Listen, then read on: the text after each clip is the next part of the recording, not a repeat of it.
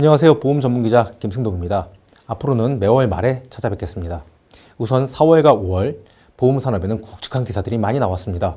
지난달에는 어떤 기사가 나왔는지 살펴보고 향후 보험시장에 대응하는 지혜가 필요할 것입니다. 우선 학습 목표를 살펴보겠습니다. 이전 기사 정리와 비슷하게 학습 목표는 같습니다. 기사를 살펴보고 기사에 숨겨진 행간을 파악해 향후 보험시장에 접목하는 것입니다. 그렇다면 가장 중요한 기사부터 살펴보겠습니다. 우선 5월 18일 연합뉴스에서 보험부채 시가로 평가, 생보사 자본 확충 발등의 불이라는 기사가 나왔습니다. 새 국제 회계 기준인 IFRS 17은 엄마의 잔소리만큼이나 익숙합니다. 하지만 엄마가 잔소리를 그냥 하는 것이 아니죠. 자녀가 다 잘 되라고 하는 것입니다. IFRS 17도 마찬가지입니다. 투자자들에게 재무적 정보를 잘 전달하기 위한 것입니다. 하지만 이 잔소리를 이해하기가 정말 어렵다는 게 문제입니다. 설계사분들께서는 IFRS 17 관련 회계적 내용은 사실 모르셔도 됩니다. 다만 그 영향에 대해서는 속속들이 아셔야 됩니다. 그 영향을 보면은 크게 5가지로 구분할 수 있습니다. 첫 번째, 보험사의 부채는 대폭 증가하고 수익성은 반면에 대폭 감소할 것으로 보입니다. 두 번째, 이에 따라서 보험사들은 돈이 되는 보장성 보험 판매에 집중할 것으로 보입니다. 그 예로 종신보험을 연금건세로 판매하는 게 그 대표적인 사례입니다. 세 번째, 전환율 설계사는 이제부터 대폭 감소할 것입니다. 최근 한 생명보험사가 140개의 지점을 80개로 축소하겠다고 발표한 바 있습니다. 그에 따라서 설계사도 대폭 감소할 수밖에 없는 상황이죠. 네 번째, 보험사의 수익성 저하로 인해서 모집 수수료도 낮아질 가능성이 있습니다. GA도 몸집을 축소하거나 없어질 곳들이 속출할 것으로 보입니다. 마지막 5번째, 결론은 자신만의 무기가 확실한 고능률 설계사가 되어야 한다는 것입니다. 기업에서 회계는 사람으로 비유하면 혈액과 같습니다. 회계 제도가 바뀐다는 것은 겉모습은 똑같은데 혈액이 송두리째 바뀐 것과 같다고 비유할 수 있습니다. 이 바뀐 혈액에 적응하는 보험 설계사만 그리고 보험사만 살아남을 수 있습니다. 다음으로 넘어가시겠습니다. 5월 18일 뉴스핌에서 무용지물 상품 비교 설명 제도 관련 서류만 증가라는 기사가 나왔습니다. 지난 4월부터 보험 설계사 500인 이상의 대형 GA는 상품을 3개 이상 비교한 후 판매해야 됩니다. 또 비교 판매를 했다고 고객에게 자필 서명까지 받아야 합니다. 하지만 이 제도를 한마디로 설명하면 탁상 행정의 표본이라고 할 수 있을 것입니다. 실제 소비자가 도움이 될 수 있도록 보험 상품의 장단점을 비교하려면 최대한 비슷한 조건으로 가입 설계서 정도는 뽑아야 합니다. 주계약과 주요 특약이라도 가급적 동일한 조건으로 설계를 해봐야 하는 것이죠. 그런데 현재 비교 설명 제도는 그냥 상품 팸플릿만 보여주면 끝입니다. 비교 설명 제도를 시행했지만 사실상 비교는 전혀 안 하고 판매해도 되는 것이죠. 이는 술은 먹고 운전을 했지만 음주운전이 아닌 것과 같습니다. 현장을 전혀 모르고 정책을 만들었으니 탁상 행정의 표본이라고 하지 않을 수가 없습니다. 제발 이번 정권에서는 이런 탁상 행정이 반복되지 않기를 기대합니다. 지난 5월 17일 뉴스핌에서 보험사 망하면 소비자도 책임 분담, 소비자 반발이라는 기사가 나왔습니다. 이 기사를 한 문장으로 압축하면 보험사가 파산하면 그 파산의 책임을 소비자가 지라는 것입니다. 이를 위해서 보험계약 이전 제도를 손보겠다는 내용입니다. 사실 제가 작성한 기사입니다. 이 기사를 작성한 후 금융위원회는 해명 자료를 냈습니다. 해당 사항을 전혀 검토한 바 없다고 한 것이죠. 하지만 아니 땡 굴뚝에 연결할 일 없습니다. 예금보험공사는 지난해 말 보험사에게 걷어들이는 예금보험료를 더 걷겠다고 발표했습니다. 그리고 관련 작업을 진행했죠. 즉 파산한 보험사의 계약을 다른 보험사가 인수할 때 첫 번째 예정 이율을 대폭 인하하고 두 번째 보험금까지 대폭 삭감할 수 있다는 조항을 넣겠다고 한 것입니다. 이유는 IFRS 17으로 인해서 보험사의 파산 가능성이 커졌기 때문입니다.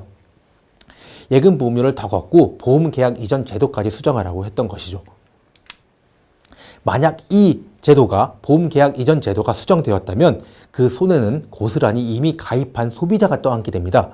이익은 당연히 파산한 보험사를 인수할 수 있는 대형 보험사가 가져가게 되는 거죠.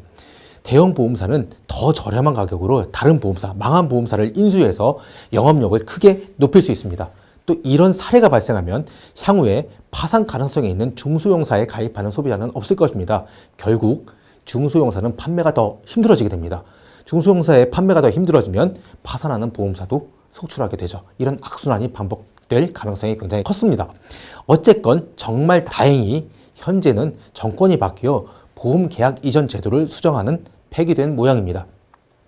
관련 해명 자료를 보면 검토한 바 없음이라고 단호하게 반박을 했습니다. 소비자 권익을 위해 또 중소형 보험사 및 중소형 보험사 소속 설계사분들을 위해 보험계약 이전 제도는 반드시 유지되어야 합니다. 지난 5월 17일 뉴스핌에서 보험 담보와 네이버 탑재 난항 그 속사정은 이라는 기사가 나왔습니다. 지난 2015년 11월에 금융위원회는 보험산업 경쟁력 강화 로드맵을 발표하고 보험 담보화를 만들겠다고 했죠. 보험 담보화는 보험 가격 비교 사이트입니다.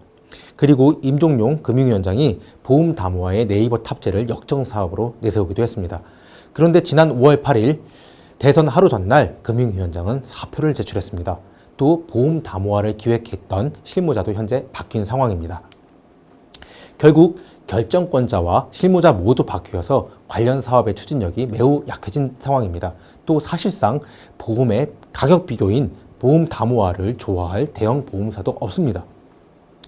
여기에 금융위원회가 네이버에게 보험 키워드 광고 사업권을 줬다는 이런 특혜 논란까지 있었습니다.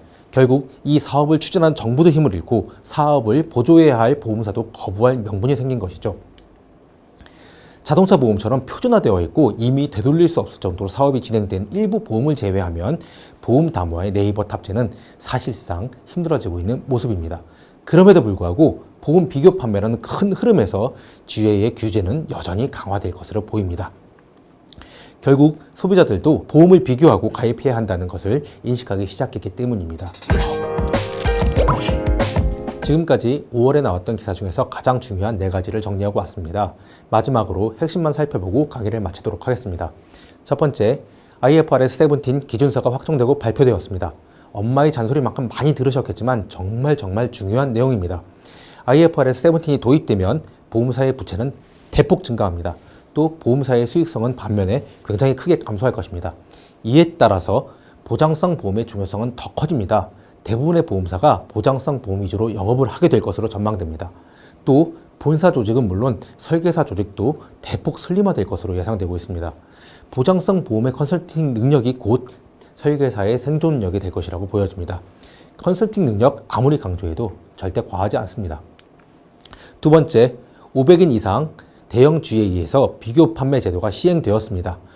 하지만 탁생행정의 전형으로 손꼽힐 것으로 보여집니다. 그저 소일거리가 하나 더 생겼을 뿐입니다. 이런 건 정말 심하게 비판하고 넘어가야 될 것 같습니다. 제도를 하나 만들려면 제대로 만들든가 아니면 그냥 하지 말든가 제도 하나로 영향을 받는 사람이 정말 많습니다. 세 번째, 금융당국이 보험계약 이전 제도 개편을 검토했습니다.